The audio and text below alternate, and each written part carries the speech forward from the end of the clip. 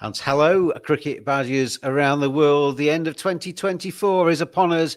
We're nearly into 2025, and 2024 has brought all of the usual stuff, moaning about slow over rates, various other things, but also some fantastic performances as we've gone through the year. I'm pleased to say, at the moment, we might get joined by a few others as we go through, but joined by Mark. Hello, Mark. Good to have you back on. Neil's with us as well, and very good to see Deepak back. Deeps. It's been a while. We were just saying about 2 years since you've last been on the Cricket Badger podcast. Very good to see you back with us as well. And we are going to go through some awards and chat about these various categories as we go through. We might as well just get straight into it, haven't we? I'm going to start with the best batter of 2024. What we've done is we've asked all of the fan badges, not just the three that are joining me today, but there's about 12 other ones as well around the world who have been voting their socks off to get the categories sorted out. I've given them no leanings at all. And the 5 most voted for best batter in 2024, Harry Brook, the Englishman, Travis said, the Aussie, Yashasvi Jayaswal, the Indian opener, who's had a stellar campaign, Kamindu Mendis, the Sri Lankan, and Joe Root, obviously England's ever steady and reliable middle order batter. In terms of this one, Mark, let's start with you. Where did you cast your vote in terms of where you saw that award going? I cast it for Harry Brook because I thought some of the innings he played this year, given he's still in the genesis of his Test career, were on another level. He makes the game look very easy. He has, maybe because of the nature of Bazball, also thrown in a few howlers, shall we say, but generally speaking, he looks as though he could dominate Test cricket for a long time. What about you, Deeps? What was your vote? Who was your best batter of 2024? Yeah, I was a little confused between Kamindu Mendes and Yashasvi Jaiswal. Jaiswal did, almost single-handedly carried the Indian batting in the England series. Has been a little on and off in the Australian series, played 2 good knocks, but Kamindu Mendes has been a revelation for Sri Lanka. Ever since he came, Sri Lankan batting lineup looks completely different. They have seen a complete turnaround. They have won a test in England, beaten New Zealand 2-0, and competed well in South Africa as well. So, yeah, I would say Mendes will be my choice. And Neil, I think you agree with Deeps there, don't you? Yeah, I went for Mendes just because he's played 2 series that I was aware of, and I was looking mainly at someone who'd contributed in Test matches, and he was superb in England, and then he was superb at home against Sri Lanka. I think Joe Root was excellent in parts. I think India series he did well the last 2 tests, but the series was almost gone. And Harry Brook, again, like Mark said, alongside some absolutely storming performances, there were some where he just seemed to give it away a bit. I think if he'd had a chance to play the India series, he understandably wasn't able to go to that. Then that might have changed things, and also the perception worldwide, because I don't think he's really had the chance to play Test cricket on real turners yet. And what he did in the 23 World Cup and in the IPL the season he played weren't that impressive against spin. I was thinking about this before.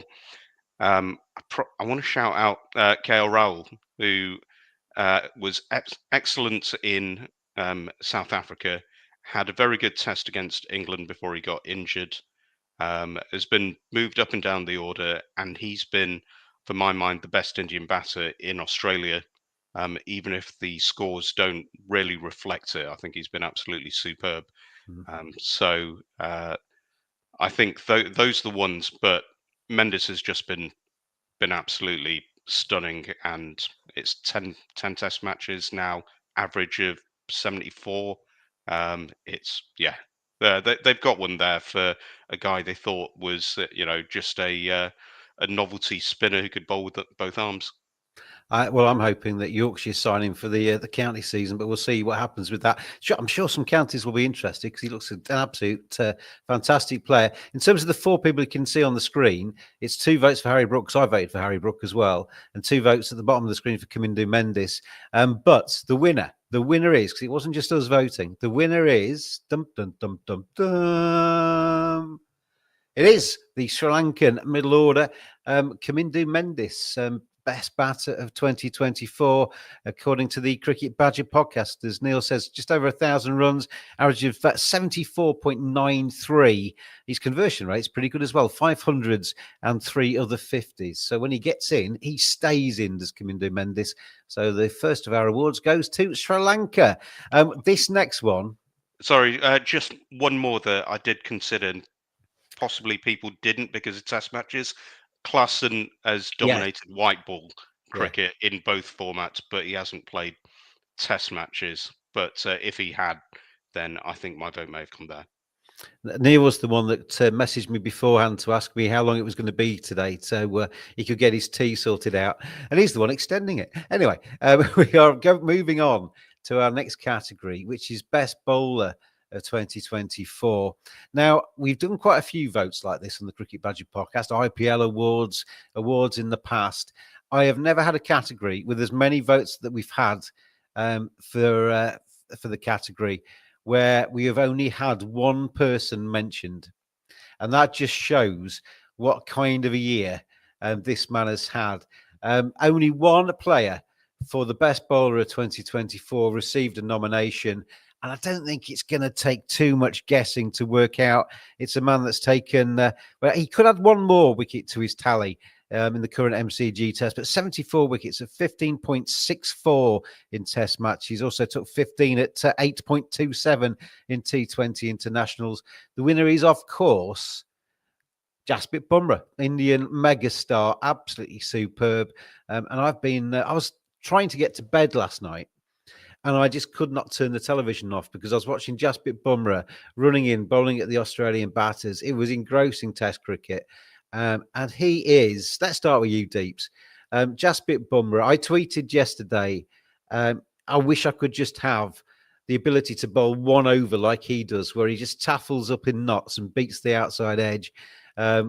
Just be able to bowl one over like that would be amazing. He does it all the time, doesn't he? He's incredible. Yeah, he's a rock star, man. He's unbelievable.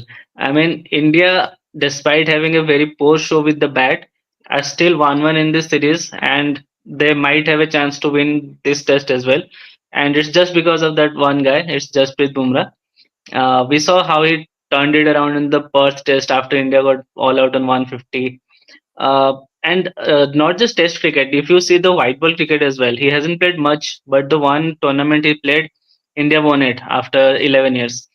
So, yeah, I mean, you fall short of words to describe him, seriously. There's not much point in asking either of you two who you voted for, because I've already given that away. But Mark, Bumrah, just watching him bowl, I mean, unorthodox run up, all the rest of it. But when he lets that ball go, it sings, doesn't it? Yeah, I mean, when you see his action, you wouldn't think he'd be able to generate the pace he does or the control over the, what he's doing in terms of the seam position and so forth. But yeah, I mean, everyone's said what needs to be said about him globally, haven't they? There's no superlative left for him, really. I think the only thing in terms of him will be his longevity. He's only played 45, 46 test matches, which this day and age is not a huge amount. So it'll be interesting to see if he can get up to 80, 90 test matches, see how many wickets he gets, if he's going to be considered in the pantheon of all-time greats. But I think he's probably virtually up there at the moment, so I don't see any reason why he shouldn't. But yeah, so there's nothing to say about him. He's just a great bowler. He's gone past 200 wickets, Neil, in this series in Test cricket. 74, as I say, this calendar year could get a 75th if he takes the last of Australia's wickets in the current Test. Average of 15.64. I have not checked this, but I think I heard Ishigu say on the commentary last night that that's the best record of anybody in a calendar year in Test cricket, which is some going, isn't it? It's lunacy, absolute lunacy. and especially considering that these days we have 2.5 months for the IPL, and then we add, let's set aside another 5 weeks for a T20 World Cup. So Test cricket for him has been a couple of series at the start of the year against England, South Africa, and then it didn't start up again until late September. Um, it's unbelievable, and as brilliant as he has been in Test cricket, which because the size and the profile of the BGT and his performances being otherworldly so far, loads of people are speaking about. But I think in T20 cricket, we're talking about Bradman level sort of domination. We had probably the biggest hitting IPL that I've ever seen this last year, and he's still going at about 5 and over. In in the World Cup, his average went his economy rate went up in the final when he got 2 for 18. Overall, he was under 4.5 for a tournament in T20 cricket, which, considering the players that were there, Head, Klass, and Buttler, it's absolutely unbelievable. No one else gets anywhere close to him, and I don't think there's an argument that he is now the greatest T20 bowler of all time. I'd say across pace and spin. There's just no one close to him. Yeah, thoroughly deserved that. And as I say, not controversial in any aspect. There could be some of these that other people might argue with, but I think everybody would recognise the true greatness exhibited in 2024 by Jasprit Bumrah. Let's move on to the next award then. And this was a little harder for a few people. I think you can see the nominations on the screen there for the best wicketkeeper of 2024. Some of those, obviously, white ball specialists more so, some of those more test specialists as well. But the winner of this one, and this was close as well. In fact, I've missed one off there. Alex Carey was also nominated, but I've missed him off that list. He didn't win it because the winner was a man that's playing at the moment, Rishabh Pant, who is out there at the MCG playing for India. And did any of you guys vote for Rishabh? Neil Varani, tell us why. To be honest, I think with the sidelining of Ben Foakes, we've only got two wicket keepers in the world who you can truly put in that top class with the gloves. A lot of those names there will rightly get plaudits for their batting, and some will say that that's part of the wicket keeper's role now. But purely with the gloves, I think it has to be between Pant and Rizwan. And I think Pant, since he's come back during the IPL and the World Cup, has just been very, very good. And Rizwan's had a slightly below average for him year. So it had to be Rishabh, and he won a trophy there. It's fine margins. I do think the others have been very good, but it's been mainly their batting, especially looking at that list, Jamie Smith and Gurbaz, which has put them on there. The glove work is to be proven. Let's move on to the next category, which was best captain. And 4 people were voted for by the fan badges, and myself. And Pat Cummins for his exploits with Australia. Sophie Devine for New Zealand, taking them to a world title, the New Zealand women, the White Ferns. Tom Latham, obviously, for his captaincy predominantly in India, where he unprecedentedly took a touring side to India and came away with a 3-0 success. And Rohit Sharma, nominated, I think, mainly for his performances around the T20 World Cup and energising the white ball team for Team India. And this is the only one of the awards that's actually been shared. And it's actually quite nicely shared, this one, because the winners are, or the winner is, Sophie Devine and Tom Latham. So the 2 New Zealanders, the 2 Kiwis, got the same number of votes here. And New Zealand, they went through a period in 2024 where basically everything they touched turned to gold, didn't it? They were winning global trophies on the women's side of things. They were beating India in India. And Mark, the Kiwis always punch above their weight. They're always a good side to watch. And Tom Latham and Sophie Devine have brought them glory as well this year.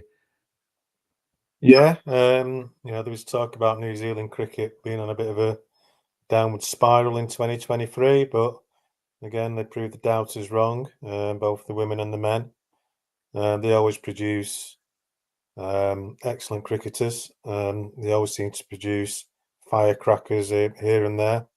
If you look at the men's team at the moment, you've got someone like O'Rourke coming through, who obviously is quick, tall, and he's going to have a great future. They obviously want any side that can go to India and win 3-0. It's one of the greatest test performances of the last 30 years, obviously. And obviously the New Zealand women dominating as well, beating Australia, India, England. A great year for them. It's slightly surprising that England steamrolled them in the first 2 test matches in New Zealand, but yeah, they're a cricketing nation that always produces when they need to. So yeah, I think both of them have deserved the awards. Deepak, what was the mood like in India when New Zealand were beating them 3-0? I would imagine it went a bit quiet, didn't it? At first, it was difficult to digest the 46 all out, but then we thought maybe India will make a comeback like they have always done. Then you see New Zealand at 223 or 233 for 7. From there, they move on to 400. And then a good fight back from India, but then again, another collapse. So, first test was like, it's okay. Like, we have lost a few tests here and there, but we'll make a comeback like we have always done. Second test was a shocker. I mean, they wanted a spin track which suited Santner more than our spinners. Santner completely outbowled the likes of Jaddu and Ashwin. Then third test, it was like just rolling over the Indians, who were probably down in confidence, and batters were looking out of sorts on those spinning decks. So yeah, it was horrible to say the least. It was probably more painful than some of the World Cup losses, because Test cricket is considered somewhat more important. A lot of teams have tried to go to India and come away with a serious success. New Zealand did it, and one hell of an achievement by them. The next award that we're going to be voting for here, 3 nominees for this one, and this is for the emerging player, I guess young player. You could also name this one. Jacob Bethel, who's obviously made a stellar start in his England shirts in various formats. And Yashasvi Jayaswal, who has had a fantastic year for India, and Nitesh Reddy, who has really burst into the consciousness more recently, probably, than the others with his performances in Australia. But a very, very fine player, and obviously topped it off with 100 in the current test. And the winner of this one, and this wasn't unanimous, but it was close to being unanimous. And the winner was Yashasvi Jayaswal, who has had a fantastic year. He scored 1,394 test match runs. He could add to that yet at 53.62, 3 centuries along the way. And Neil Varani, a youngster with what I like about him, he seems to have the temperament to play all formats. He can boss a T20 match in the IPL. He can dog it out in a test match. He's got all of the various attributes there. And we've mentioned his kind of backstory before on this podcast, but he's come from very humble beginnings to becoming an absolute megastar, hasn't he? He's he looks like he's going to be the next in line of the Gavaskar, Tendulkar, Kohli, sort of icons of Indian cricket.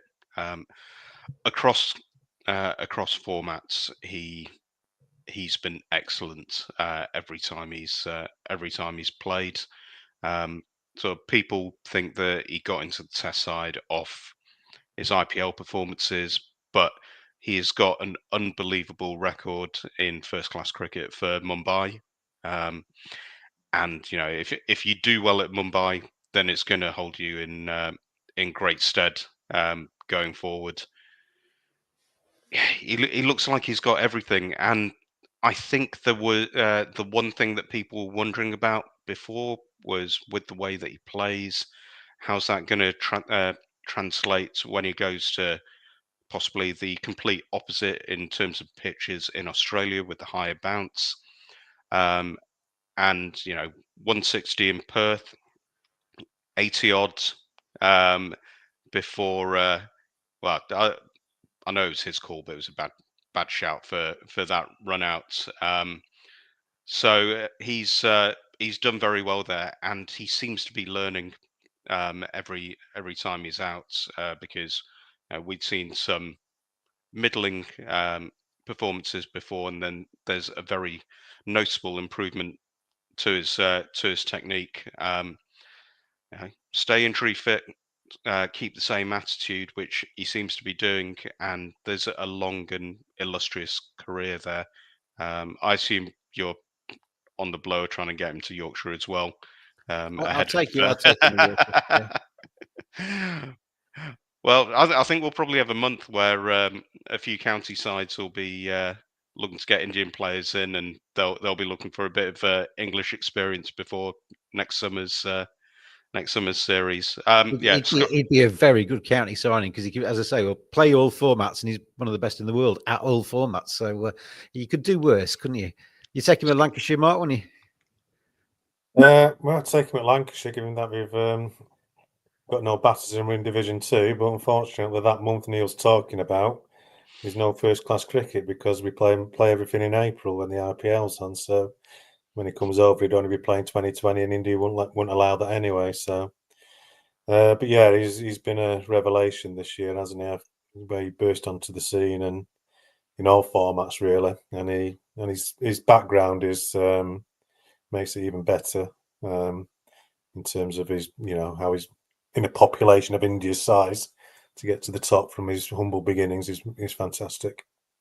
Deeps, you're sitting in India speaking to us there, and when you get somebody like Jaiswal, who's come from, he's obviously got a loving family. I've seen pictures of him and his family. They're very happy, but he's come from relative poverty to being an IPL millionaire. Obviously, turning himself into a great player at Test level. Do Indian people have more respect for people like that? Do they recognise that story? Absolutely. I mean, I have followed Jaiswal from his under-19 days, even before that, and I have seen like from where he came from. Like he struggled a lot. I mean, he stayed away from home. Spent his night in a tent. Used to sell street food and so on. But there are a lot of people like Jaiswal who, I mean, you can say more than 50% of people who play domestic cricket in India start like that, and then with the emergence of IPL, they have got a lifeline. Even if they don't play for India, they do have that financial support. And Jaiswal, he was just destined to make it big. Even if you had followed that his journey before under-19 days, he scored at 200 in the Indian ODI domestic game, even before his under-19 days. So yeah, it was known that it's just a matter of time before he makes it big, and this has been the year when he finally announced his arrival, especially in red ball. I often wonder with sports people who have that initial hunger, because when you're coming from a lowly start, you've got that hunger to make a life for yourself, make a life for your family as well. But once you've achieved and you've got a bank balance, which is more than any of us would ever dream about, and you've got all of that glory and you've got all of your contracts and what have you, you could be forgiven for maybe losing a little bit of that hunger. But Deepsy doesn't seem to be losing it at all, does he? He seems to be just kicking on and wanting to score run after run. Absolutely. I mean, money is not a factor for him. He has that temperament to make it big. He has that hunger in him.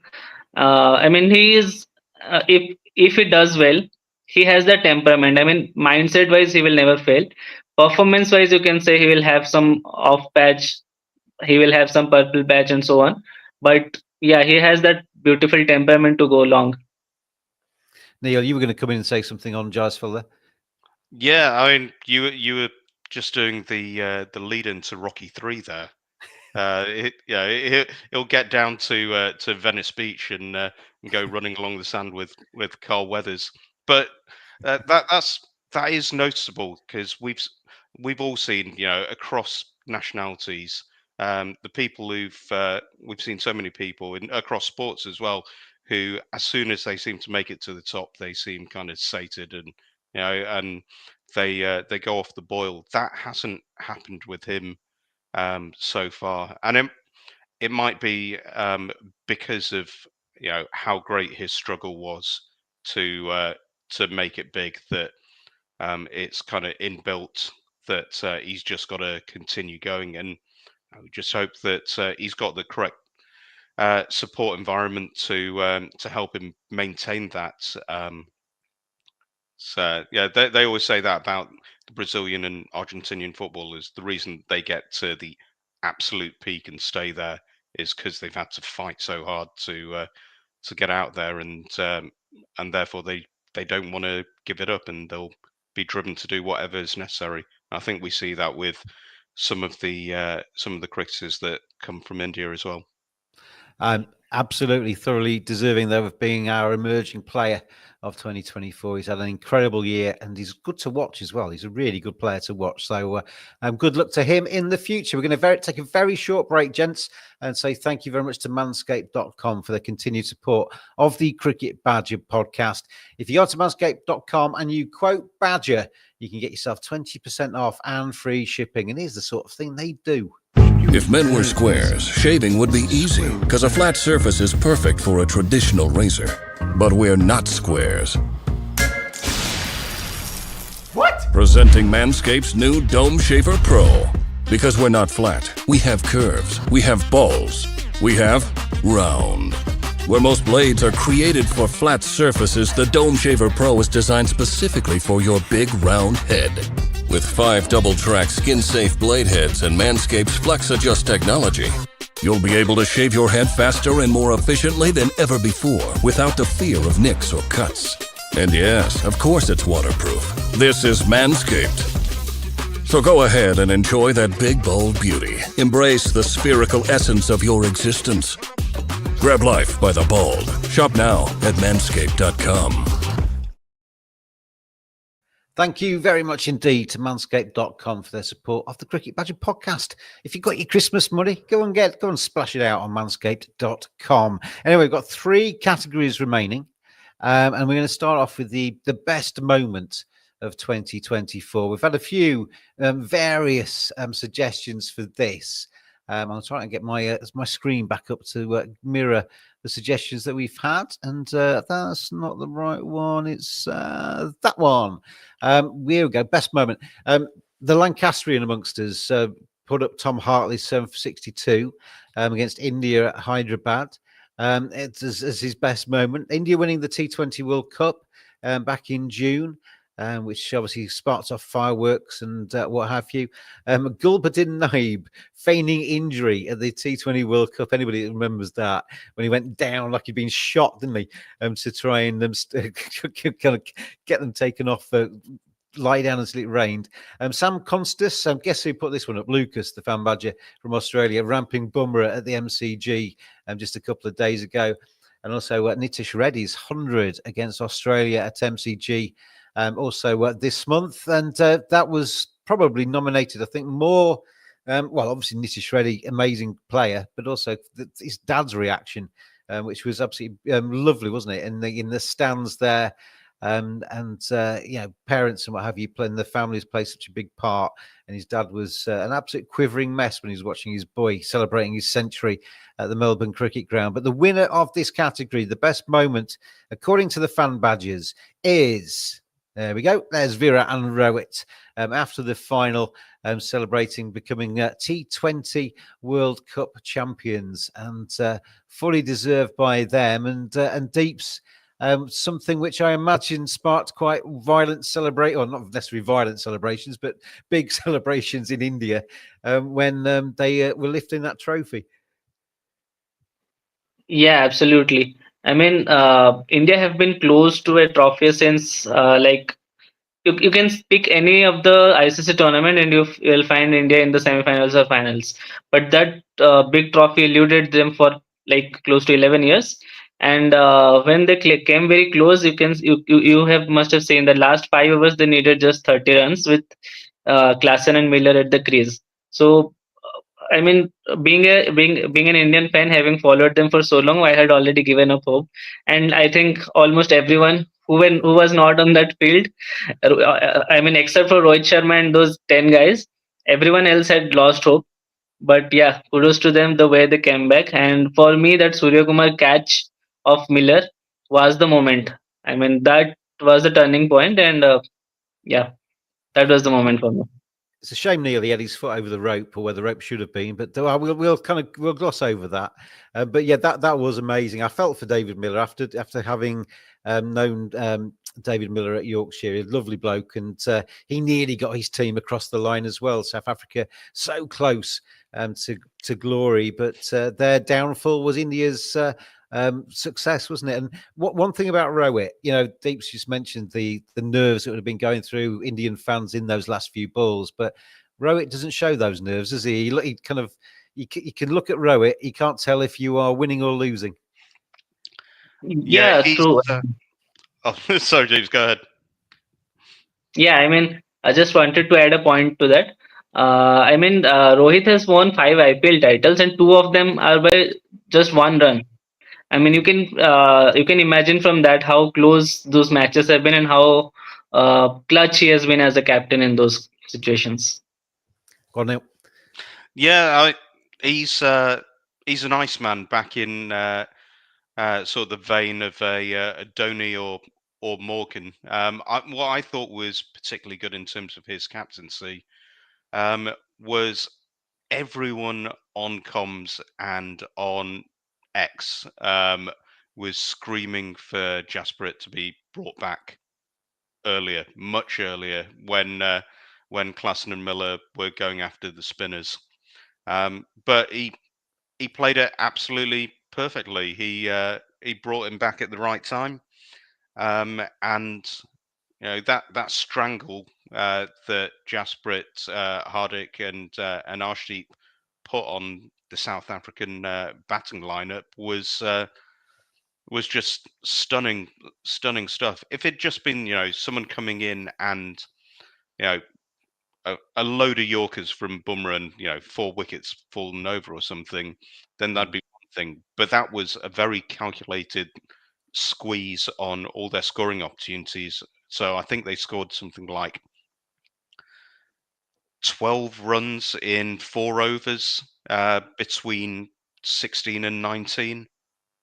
They just weren't able to get the ball away, and it was it was absolutely brilliant. There weren't celebrations in my household. I was so stressed that I think my wife watched more of the final 5 than I did, because I was striding around the living room and could barely look at the TV through my fingers. And after so many close calls over the last few years, not least last year, then it was there was a sense of relief more than anything initially.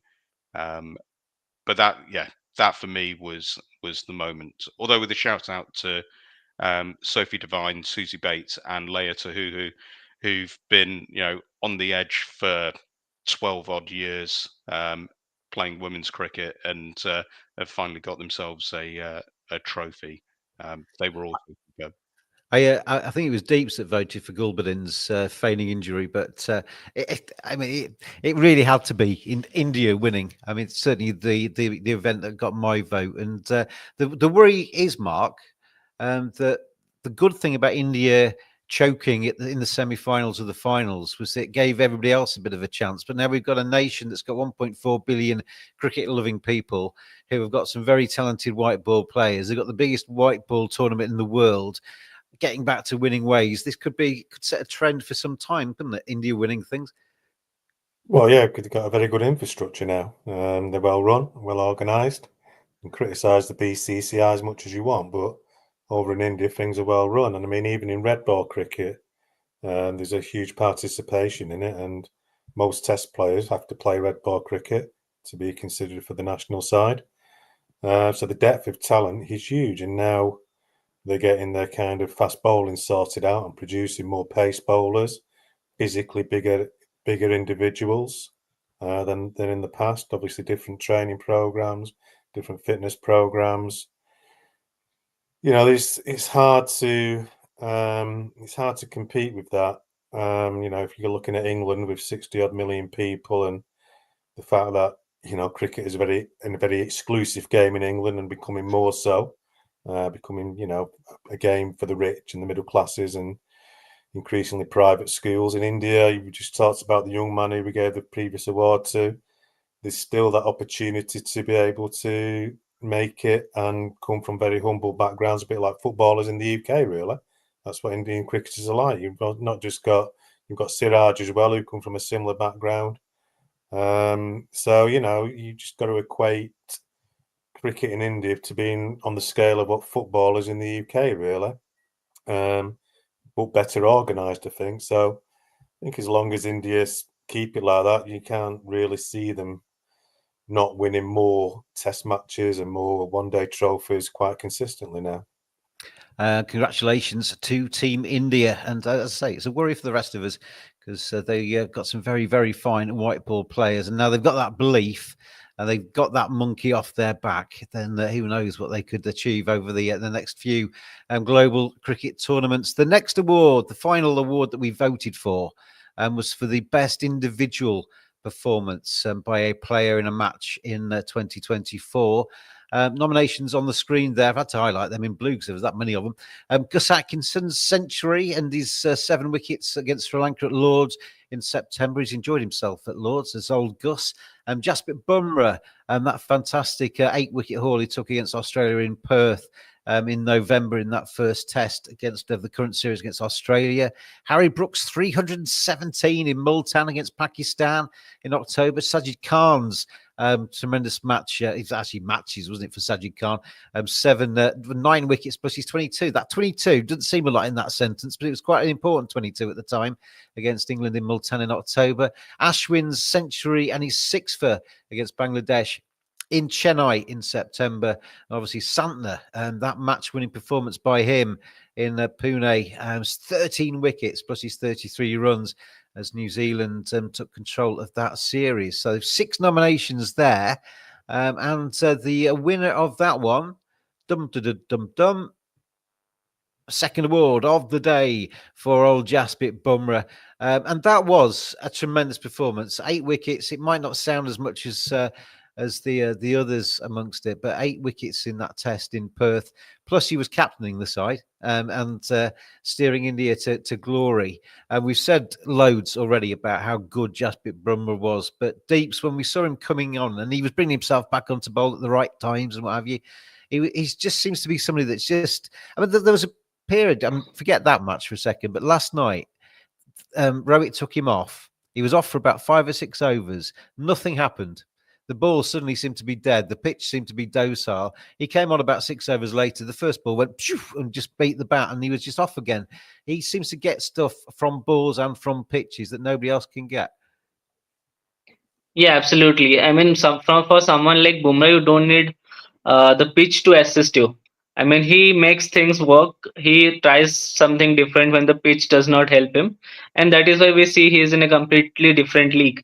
He has a lot of tricks in up his sleeve, and he uses it correctly. And more importantly, you see a lot of fast bowlers don't use their brain properly. They just know how to good balls, know how to set up batsmen, and bowl to their strength. But Bumrah is someone who has a lot of areas of strength, and he particularly knows which batter to use it against on which kind of pitch.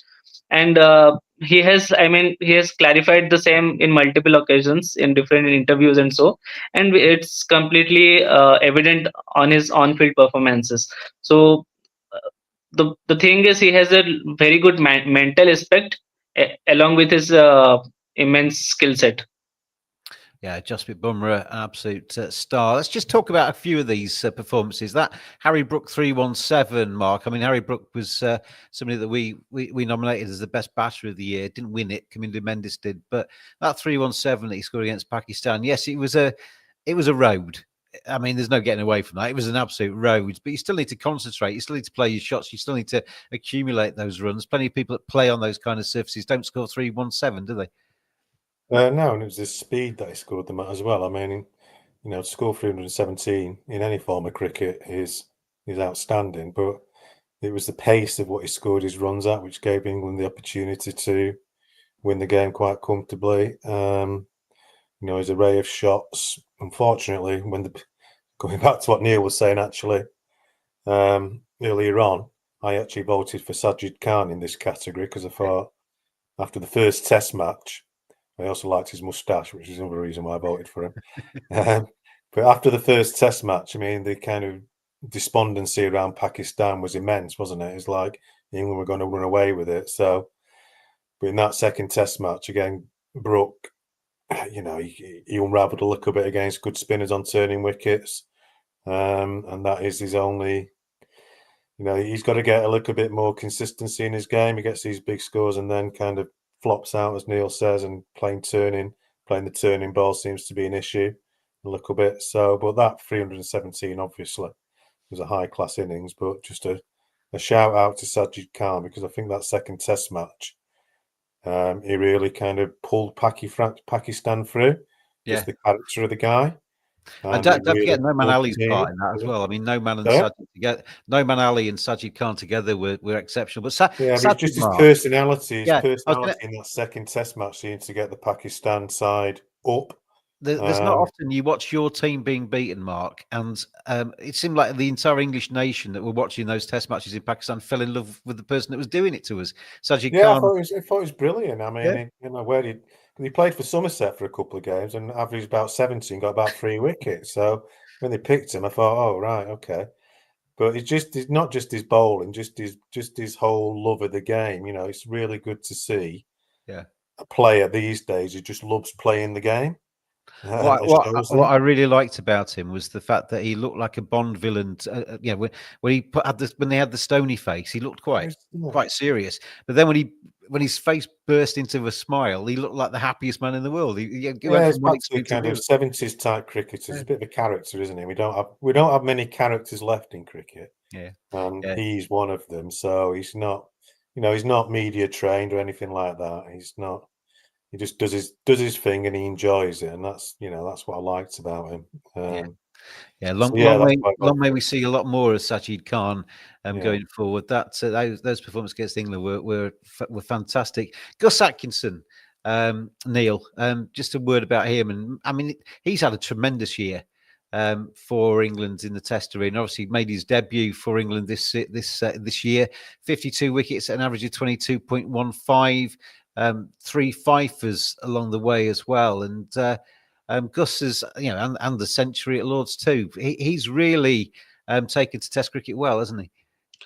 He has. I mean, you could say that maybe he had a soft entry in a couple of lower profile tests, but he's taken his opportunities beautifully. That century that he scored was absolutely stunning and came at a time when I'd say the game was in the balance at the time. So I think England were around 200 for 6 when he came in, and just no nerves. No nerves at all. When we're talking about Sajid Khan being quite enigmatic, Gus Atkinson's not, is he? He's absolutely the same face. If you told him he'd won the lottery, or you told him that, I don't know, something awful had happened, he'd have exactly the same face. I think he's seen a lot, and there's something to be said for players not coming through until they're a bit weathered. I think Gus must be about 28, something like that. He's a little bit. He's a bit younger than that, I think. I'll find out. He's let's have a look. He's currently he's currently 20. Well, he's nearly 27. Yeah. Okay. All right. But he's He's been around the county scene for a while, and he's seen a lot. It's not like he's a fresh-faced youngster just coming through. I actually wonder what would have happened if he'd been given a run out in India, because I think he toured with the group and was there in the squad for all 5 tests, but didn't get a chance. I think what he's done so far has been superb. Most places he's bowled have been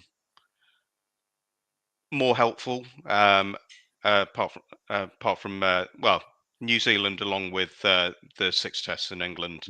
But I think there's with him and Cast, there's a good solid partnership to build on for the next 4 or 5 years, with some hopefully lightning pace in Wood and Archer, fitness permitting, to come in with them.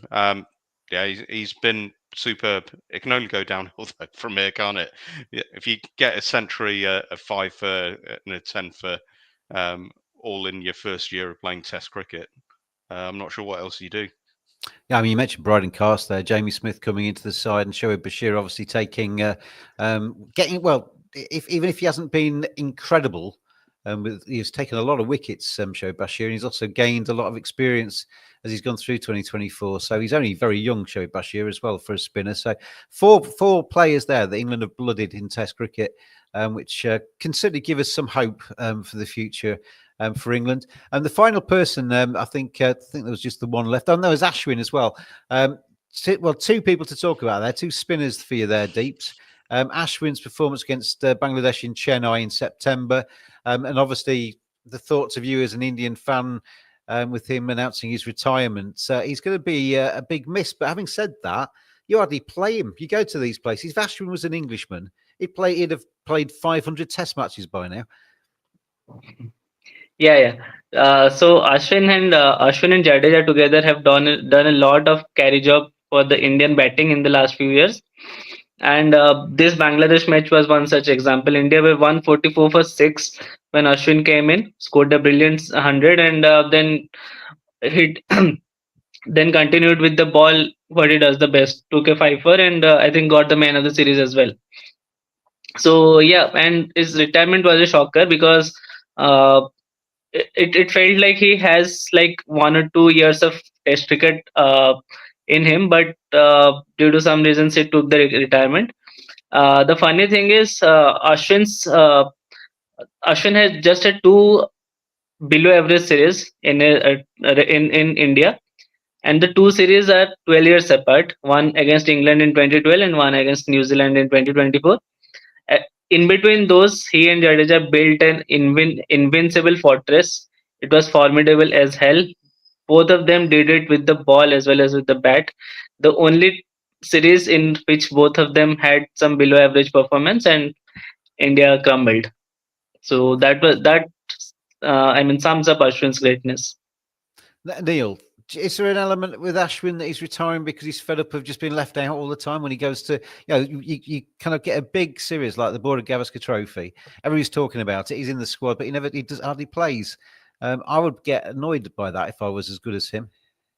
There is, but I have a little bit of sympathy with the BCCI. I mean, Ashwin is for me the greatest finger spinner that we've seen in cricket. However, he's been playing in the same team as a guy who you'd probably put in the top 10 all-rounders of all time. Jadeja can legitimately bat top 6 for. It's not like Ashwin's a bad batter either. It's not like you're kind of talking about Phil Tufnell versus Jadeja. Ashwin can hold the bat. He's just not in the same category as Jadeja, is he? Yeah, I mean, Ashwin has scored either 5 or 6 Test centuries, but they've either been in India or in the West Indies. Slow pitches. He is a very good bat.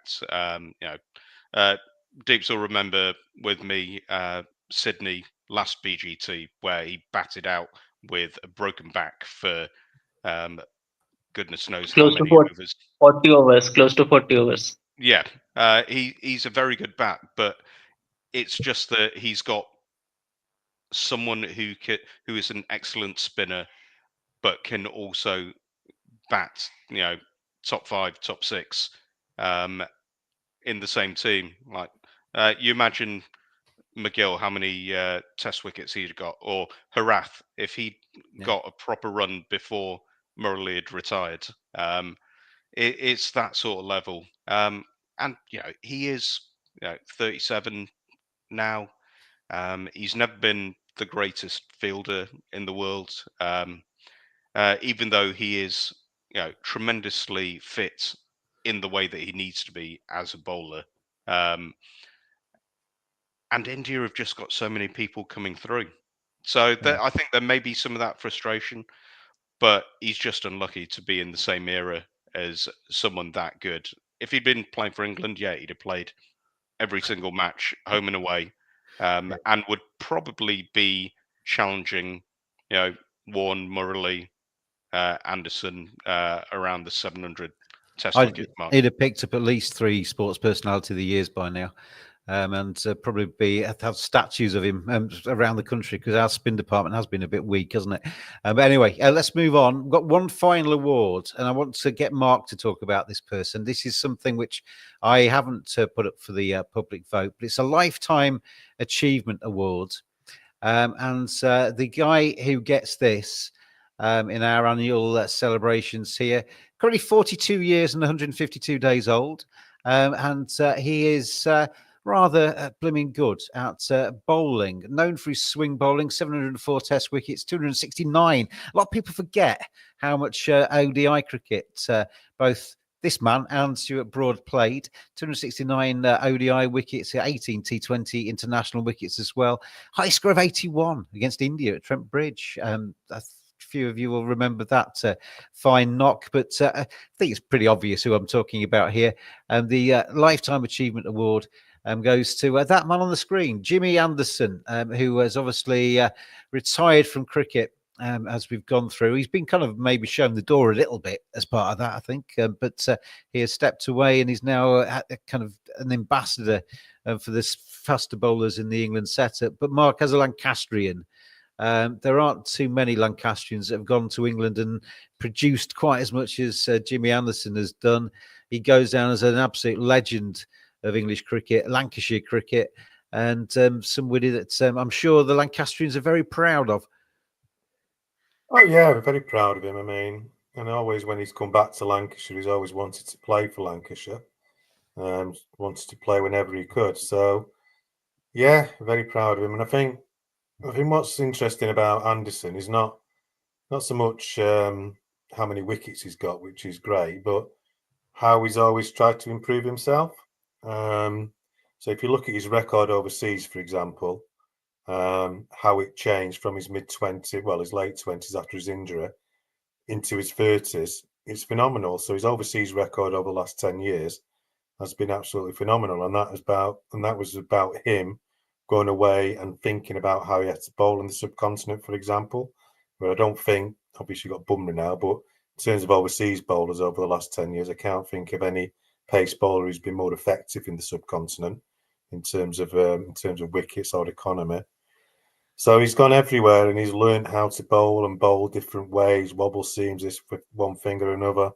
So it's his appetite for the game and his willingness to accept that he's, because sometimes you get players who can be a little bit arrogant, thinking they're really good and they don't have to learn. But he's always appreciated that he has to learn.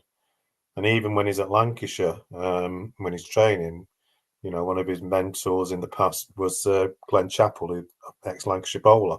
And even though Glenn Chappell never played any cricket, in the winter, Anderson always trained with him when he wasn't with England to hone his skills and develop his deliveries. And he gives a lot of credit to Glenn Chappell in that respect. So I think there's a humbleness to him, which is which you don't get in a lot of cricketers. I know he's seen as a bit of a grumpy individual and what have you, but that only makes him even more authentic in my eyes. So I think we're not likely to see bowlers like him again in Test cricket with the longevity.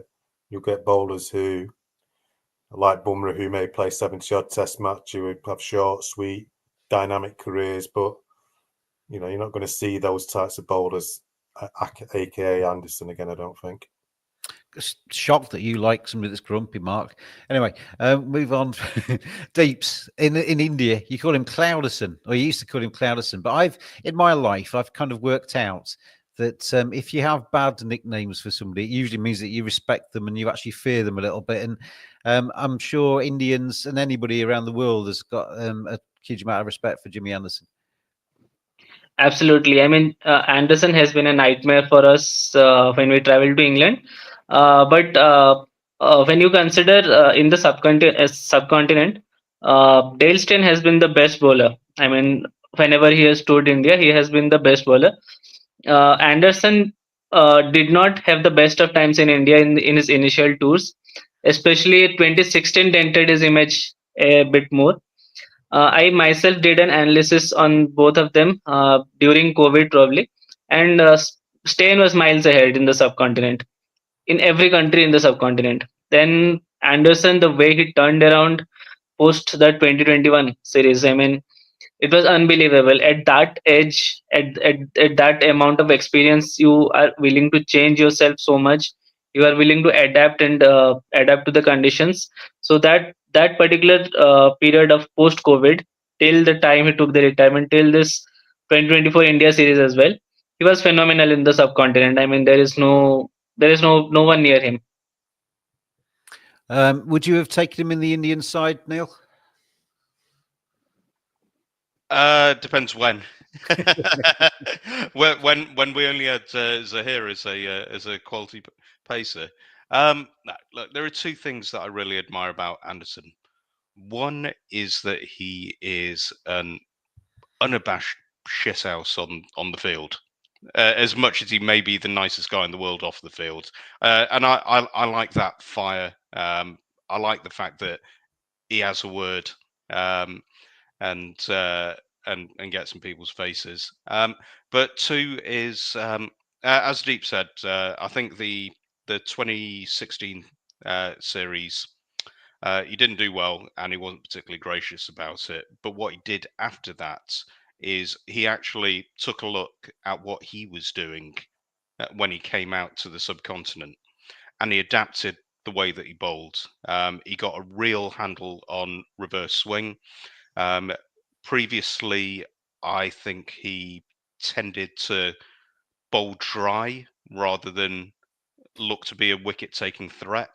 But he definitely adapted the way that he bowled, and to do that at that age, having had significant success up to that point in your career already, was really brave, and he became a much better bowler for it. I think I'd agree with Deep that I think Steyn is the gold standard for over the last 15 years for foreign bowlers, and then probably followed by Cummins after that, who's also been superb in India. But Anderson became extremely effective over the last 8 years, and I think that's very, very, very admirable. Obviously, in senior conditions, in South Africa and England, he's just godlike. But to change what he was doing to gain success and to be better in the subcontinent, I thought was a real mark of a great player, to want to continue to learn and make yourself better at that part of your career, when he could have quite easily said, I've already got 400 test wickets, you don't have to tell me what to do out there. But he continued to improve throughout his career, and I think that was brilliant. Congratulations then to Jimmy Anderson, who gets the Lifetime Achievement Award of our Badger nearly New Year's Eve, end of year awards ceremony. So we'll go back through. We've had wins for Kamindo Mendes, who's been our best batter, and he's picked up that award. Jasprit Bumrah, unopposed as the best bowler. Best keeper and was voted as Richard Pants. We had New Zealand captain Sophie Devine and Tom Latham picking up the best skipper of 2024. Jaisval was the best emerging player after a stellar year. Jasprit Bumrah popped back into the winners' enclosure with his performance against Australia at Perth, the best individual performance as voted for by the fan badges. And then the best moment of 2024 as voted for by the fan badges was India winning the T20 World Cup, and that sky catch that sealed it. And obviously Jimmy Anderson picking up the Lifetime Achievement Award. So that concludes our ceremony, gentlemen. Thank you very much, Mark, Neil, and Deeps for joining me. Really good to see you back on, Deeps. I see enough of the other two, but really good to see you back with us as a fan badger, Deepak, and hopefully we'll see you again soon. Thank you, and well, good Happy New Year to each of you. Hopefully your 2025 brings you much happiness and what have you as we go into the new year. And obviously, Cricket Badges, this will be the last. I must have said that about 5 times now, but this will be the last Cricket Badger podcast of 2024. Hopefully, you have a very good New Year's Eve and have a wonderful luck, happiness, love, and all sorts of wonderful things in 2025. We will see you in 2025 with more Cricket Badger podcasts. Until then, have a very good time over New Year's Eve and enjoy 2025, everybody.